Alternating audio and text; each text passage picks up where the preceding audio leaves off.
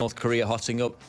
Now, the interesting thing about China is that it hides its propaganda behind these milquetoast headlines. The Global Times is basically the Communist Party mouthpiece. They release a lot of their agenda in these editorials that appear in the Global Times. One came out yesterday, and the headline is, "China must be ready for worsened North Korea ties." Sounds quite a, dry, stale, boring article, but if you actually read into it, the nuggets are always in there. It states, quote, "If the North Korean nuclear issue boils over, a war on the peninsula is unavoidable. The war will bring more risks than the tough sanctions on Pyongyang could to China. If China does not tackle the conundrum now, it will face more difficult choices in the future." So they're starting to turn against North Korea, their ally, by the sounds of it, after this aggressive stance by Trump. The article continues, "Beijing hopes to maximize the interests of all stakeholders, but if it fails, in the end, it still has the capability to strike back at any side that crosses the red line." So Beijing is announcing its own red line in terms of North Korea. They came out a few days ago and said if there is an attempt to overthrow the North Korean leadership, they will go to war. Again, they always put out these statements, very aggressive statements, in their official mouthpiece. Nobody really picked this one up, but they're basically saying they have a red line and they're moving closer towards it as regards North Korea. Daily Mail reports Pacific's top Navy officer says America must assume Kim Jong-un will nuke America. Again, there's speculation. How many years will it take before they get that ICBM missile to reach the West Coast?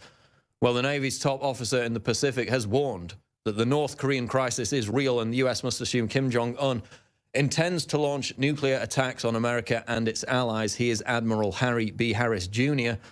Quote, "There is some doubt within the intelligence community whether Kim Jong-un has that capability today or whether he will soon, but I have to assume he has it. The capability is real and that he's moving towards it," Harris said, according to Fox News. The North Korean crisis is the worst he's ever seen. So maybe those people in South Korea who are quite blasé about it should be more alarmed, given that he's quite a prominent voice saying that it's the worst situation he's seen, given that it's been rolling on for the best part of 2 decades. Mentioned this earlier, Zero Hedge reports Trump warns there's a chance of a major conflict with North Korea. That was during an interview with Reuters, where he was actually quite kind to Kim Jong-un. Bizarrely, he said, quote, "He's 27 years old. His father dies, took over a regime. So say what you want, but that's not easy, especially at that age. I'm not giving him credit or not giving him credit. I'm just saying that it's a very hard thing to do." So he was actually somewhat kind to Kim Jong-un, but he also said there was a chance of a major conflict soon. Meanwhile, Vladimir Putin has come out and said that the situation in North Korea has, quote, "seriously deteriorated." So again, the rhetoric there is heating up. That's what Putin said during a meeting Thursday, after a Kremlin meeting on Thursday. Quote, "We call on all states involved in the region's affairs to refrain from military rhetoric and seek peaceful, constructive dialogue." But he says it's seriously deteriorated. The Sun reports Kim Jong-un ready to send army of up to 500,000 women soldiers to the front line. That'll probably be celebrated by feminists across the world if war with the U.S. erupts. North Korean leader Kim Jong-un is ready to send up to 500,000 women soldiers to the front line if the war with the U.S. breaks out. According to defectors' estimates, battalions of female soldiers took part in the nation's biggest ever live firing exercise to mark the 85th anniversary of the military's creation this week. Of course, they keep saying whenever there's an anniversary of the military or of the founder of the country that that is going to mark the 6th nuclear test that will then lead to a U.S. military strike on North Korea. It hasn't happened yet, and that can only be a good thing as we seek to de-escalate these tensions in the region. Battle of Berkeley yesterday, which didn't actually happen because the Antifa chicken-necked cowards didn't show up, and the rally was peaceful. Imagine my shock, they don't show up and it's actually peaceful. Some kind of coincidence there. So we're going to talk about that. We're going to talk about Bill Nye, again, with his social justice hysteria, with his Netflix special right now. There's actually a clip from his 1996 show, which I saw earlier today, where he was talking about how there's an XX chromosome and an XY chromosome. There aren't more than 2 genders, which is interesting given what he's saying now. But we've got Leanne McAdoo in studio. Leanne, let's talk about Berkeley. Mario Savio. And there actually there's a monument in Berkeley dedicated to him, which says, quote, the most beautiful thing in the world is free speech, the people at Berkeley now don't seem very dedicated to that idea, do they? Right, exactly. And I've actually got a clip. If we can get it ready, I would love to just remind people where this fight to honor free speech on campus, where it all began. Just kind of giving you a little history. These students were actually fighting against their super conservative administration, demanding that they bring in more liberal speakers. And that was at a time when they would shut down, you know, they say, this is the campus, you don't have free speech rights here, you don't have free access to the First Amendment. So these students were like physically fighting and getting violent to bring liberal speakers onto their campus. And now, of course, we can see the exact inverse is going on. But let's take a little, you know, walk through history there with this very famous speech on the Sproul Hall steps. And so we can see these are the same sort of activists now who have gone on to become these liberal professors who are still kind of pumping out this, you know, throw yourself against the machine, tell it it won't work if we'll throw ourselves against the levers, and we're not your product, you can't buy us. So very powerful, but it's interesting to see how it's completely now flipped, and that they are using that same power to silence any conservative voices on campus. Well, it's like Bill Maher said, it was the cradle of free speech. Now it's the cradle for crybabies. But we have the perfect antidote, and you're wearing it right now. Yes, I'm one of your groupies here with the conservatism is the new counterculture, and that's exactly it, because we can see, you know, how things have completely flipped over to now we have students actually throwing themselves against the machine there at Berkeley, and these are your alt-right people. We've got, you know, Baked Alaska coming up. Lauren Southern there yesterday made some very good points when she was on the live stream with us. Just that this is so important for people to stand up for the First Amendment, regardless of what side of the issue you're on, because it affects all of us. And it's not about aligning yourself to a certain political party or a certain president, because presidents, they come and they go. But our fundamental rights, we have to preserve them. The government is not going to protect them for us.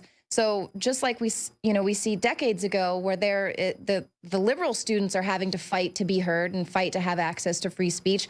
Well, now it's flipped, and it's gone the other way now. Conservatism, that's the new counterculture. Well, when they basically control everything, entertainment, media, Hollywood, music industry, what else could be the counterculture? You can't be the dominant culture and the counterculture. It just doesn't work. Yet they're so afraid of losing that control that T-shirt, that image, that slogan triggers them like nothing before. So get it now, InfoWarsStore.com. Seamless transition. And it is very soft. I really do like the good quality. Very nice soft fibers in this T-shirt. And it's limited edition. It's only going to be around for so much longer because it's a limited run. It is high quality. Conservatism is the new counterculture T-shirt, available at InfoWarsStore.com for a limited time. Berkeley, they're teaming up with Bill Ayers now, Leanne, which is interesting, given that he's a convicted domestic terrorist. Some kind of connection there. Well, that should explain everything to you. So there was a guest actually on Tucker Carlson basically making the case that they have the right to resist right-wing provocateurs from coming to campus. They have the right to do this, and they can make these militant threats in order to shut this down. Meanwhile, they're working with violent domestic terrorist Bill Ayers. He's now officially linked to Antifa through his group Refuse Fascism. And of course, he's famous for the Weather Underground domestic terror organization that he helped found. They bombed the Pentagon, and it's just like, that's fine. Those type of liberal provocateurs, that's completely fine. And isn't it interesting, too, how just a year or so ago, the buzzword was anti-government. And it was all about, you know, demonizing these anti-government folks. But now it's super cool and trendy to be anti-government. You must resist. Well, it's amazing, isn't it? You look at Black Lives Matter, and it's the same situation. It's okay to be violent and radical if you're on the left, and the media will legitimize it. They will authenticate it, and they won't call out, they won't disavow their fringe extremists. Like, we've never denied that the right or conservatives, whatever, have fringe extremists. We disavow them. They don't. They encourage them. Now they're working with the convicted domestic terrorist, Bill Ayers. They're pepper spraying people. They're punching them in the face. They're stabbing people. It continues to happen, but we're going to talk about it later. They basically failed to show up yesterday, Leanne, right? We were all here expecting these massive riots, and virtually nothing happened. Right. Well, it appears as if the cops were there in riot gear. They were prepared. They obviously were not given the stand down order. Could it be because there was a lot of speculation regarding the mayor's ties to By Any Means Necessary? You know, he liked this group publicly on his Facebook. What's the deal there? So then it appears as if the police were told, you know what, do what you got to do, try to keep the peace.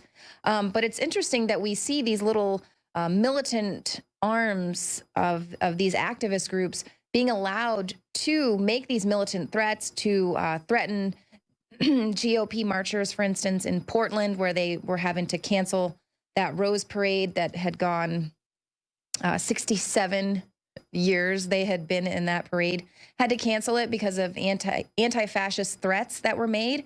So then they were like, felt really empowered. Like, anyone who says violence doesn't work, or violence, militant threats don't work, well, see how powerful we were and effective we were. We were able to shut down Milo and Coulter, now the Portland Rose Parade. They're going to come target every single event that they possibly can. And the left is going, and the establishment, our representatives are going to coddle them and encourage them, because they have plans to move this country more progressive to the left as far as they possibly can. So they want to tear down the fabric of what this society, of what America was founded on, so that they can rebuild it in a really regressive way. Exactly. And of course, YAF, this conservative group who basically cucked out and said we can't provide security for Ann Coulter, they need to take some of the blame, because that was easy enough to pull out. They could have crowdfunded it, so they're rightly being criticized. That's why Ann Coulter had to pull out of her speech. Gavin McInnes actually gave her speech in his words, or he read out her speech. We might get to that clip later on. Other news, though, Leanne, you wanted to talk about Bill Nye, right?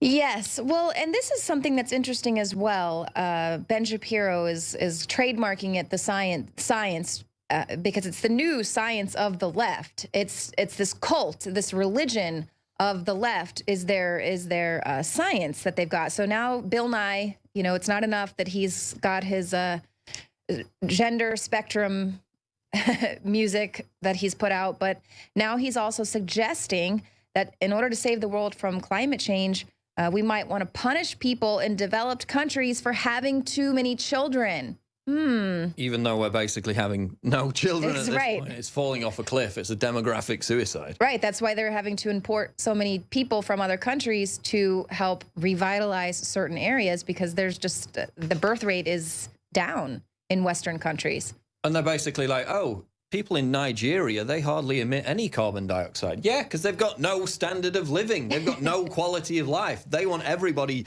dragged down to that level, rather than allowing Africa to develop, you know, getting these clean technologies in there. They just want to drag us all down to that level. But of course, the same situation isn't going to be applied to them. They're still going to be in their ivory tower, right? Right. And this is, I mean, and this is what is just so insane. Bill Nye is not a scientist, okay? He's a comedian. Why is he being paraded out to teach us now about the gender spectrum? My Sex Junk is the music video. And then now basically putting this out there, which young people are going to, I know I got really propagated with this when I was in school about how, well, you know, we probably shouldn't have kids, maybe just one, because the planet is reached capacity and we have to save the planet, so don't have children. I mean, what is this globalist agenda here, and why Bill Nye of all people? Who is this guy? It's amazing. Of course, now he says there's a gender spectrum. Back in '96, he came out with a video saying there were only two genders, which is scientific, but now he's no longer scientific, yet he still calls himself the science guy. We'll be back. Alex Jones Show live, InfoWars.